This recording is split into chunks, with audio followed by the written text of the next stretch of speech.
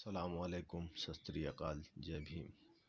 मेरे भाइयों, इस वक्त देश का माहौल इतना बिगड़ चुका है कि अब बनाए नहीं बन सकता।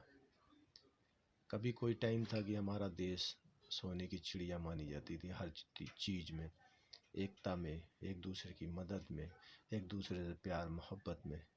मगर अब तो वो सोने की चिड़िया नहीं, अब वो दंगे की चिड़िया बन चुकी है। जहाँ ये चिड़िया जाती वहाँ दंगा कराती। अभी तक शाहीन बाग का मुद्दा ख़त्म नहीं हुआ, अब किसान का मुद्दा उठ गया। किसान इतने मर रहे, उसके बावजूद भी हमारे मोदी जी को कोई कान में जुएं तक नहीं रेंगती कि जाके उनकी मदद करे या ये बिल वापस ले ले। ये कहते हैं कि इस कानून से बहुत फ़ायदा है। मैं कहता हूँ, इस कानून से क्या फ़ायदा है और किसको क्या फ़ायदा मिलेगा? ये आके मोदी जी खुद स्पीच दें, समझाएं किसानों को।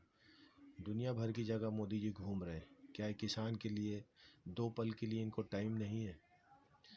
आप गए वहाँ पे गुजरात में, स्पीच दी कच्छ में किसानों को। वो आपके अपने गुजरात के किसान थे, इसलिए उन्हें जाके स्पीच दी।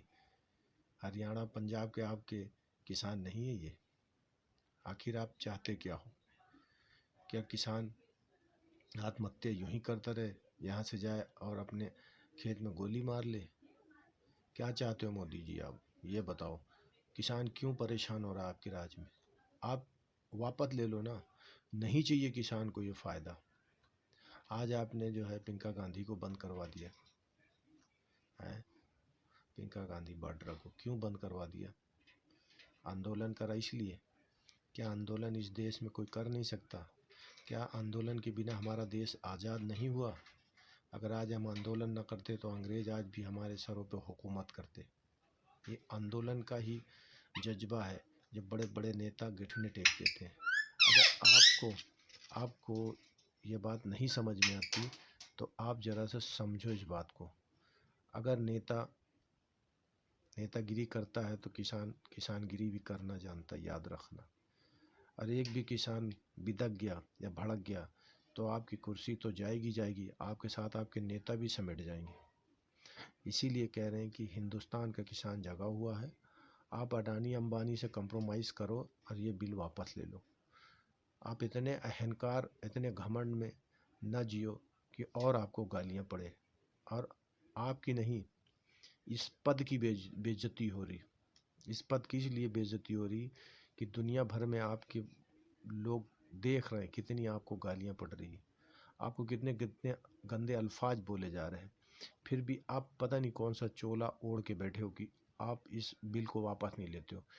कितना अहंकार, कितना घमंड! ये नहीं चलेगा। ये देश किसानों का जवानों से चल रहा है, एक देश डॉक्टरों से चल रहा है, ये देश बिजनेसमैनों से चल रहा है। आपने क्या दिया देश को? क्या दिया देश को? आपने देश को दिया नहीं, देश को और पीछे कर दिया। ये हम नहीं कहते, ये हिंदुस्तान की जीडीपी कहती है। हम बांग्लादेश से भी गए गुजरे हो गए। आप कहाँ ले जा रहे हो देश को?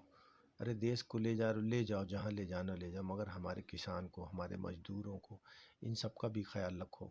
हमने मई जून के महीने में आपको क्या दिया है? वोट दिया जा जाके।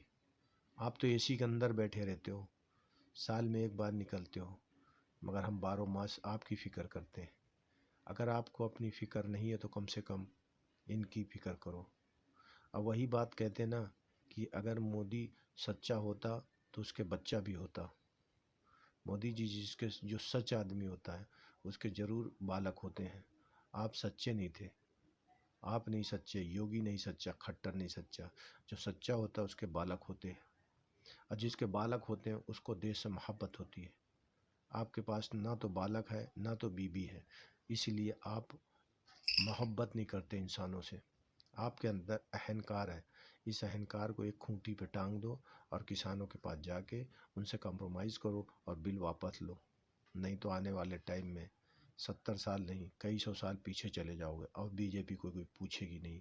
ये जब तक ईवीएन है तब तक तुम चल रहे हो। ईवीएन ख़त्म हुई नहीं कि तुम्हारा वजूद ख़त्म हुआ। इसीलिए कह रहे हैं कि अभी भी किसानों से जाके माफ़ी मांगो और बाद में उनका कंप्रोमाइज़ करके बिल वापस ले लो। नहीं आने वाले टाइम में आपके साथ वो होएगा जो आप सोच भी नहीं सकते। अस्सलाम वालेकुम, सत श्री अकाल, जय भीम, जय भारत, जय हिंद, जय जवान, जय किसान।